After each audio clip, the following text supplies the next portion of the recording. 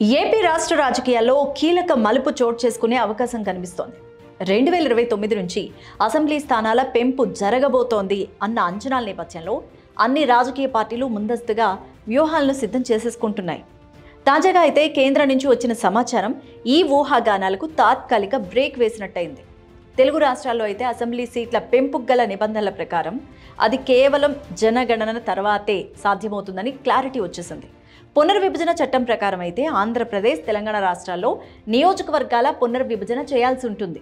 అయితే ఇందుకోసం ఇప్పటికీ సుప్రీంకోర్టులో పలుసార్లు పిటిషన్లు కూడా పెండింగ్లో ఉన్నాయి. కోర్టు క్లారిటీ ఇచ్చింది. కేంద్రం చేపట్టబోతున్న జనగణన తర్వాతే కొత్త నియోజకవర్గాల ఏర్పాటు సాధ్యమంటూ క్లియర్ కట్గా చెప్పేసింది. అయితే ఈ నేపథ్యంలో కేంద్రం తాజాగా జనాభా లెక్కల షెడ్యూల్ను ప్రకటించింది. తొలి దశ జనగణన అయితే 2026 అక్టోబర్ నుంచి జమ్మూ కాశ్మీర్, హిమాచల్ ప్రదేశ్, ఉత్తరాఖండ్ వంటి రాష్ట్రాల్లో ప్రారంభమవుతుంది. అయితే రెండో దశలో 2027 మార్చి నుంచి దేశవ్యాప్తంగా జనాభా లెక్కలు చేపట్టబోతున్నారు. మరి ఈ ప్రక్రియ పూర్తవ్వాలంటే కనీసం 3 ఏళ్లు పడుతుంది అన్న అంచనాలు కూడా లేకపోలేదు.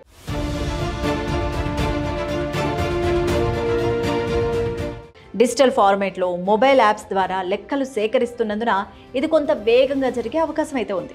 అయినా సరే మొత్తానికి 2029 ఎన్నికల నాటికి కొత్త నియోజకవర్గాలు అందుబాటులోకి రావడం కష్టంగా కనిపిస్తోంది. ఎందుకంటే లెక్కలు తేలిన తర్వాతే గణాంకాలపై అధ్యయనం జరగాలి, కమిషన్ ఏర్పడాలి, ముసాయిదా నోటిఫికేషన్ రావాలి, ప్రజల అభిప్రాయాలు కూడా తీసుకోవాలి.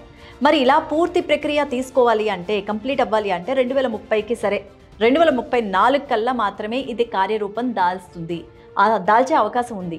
దీంతో వచ్చే అసెంబ్లీ ఎన్నికలు యథాతథంగా 175 నియోజకవర్గాలతోనే జరిగే అవకాశం ఉంది అంటున్నారు.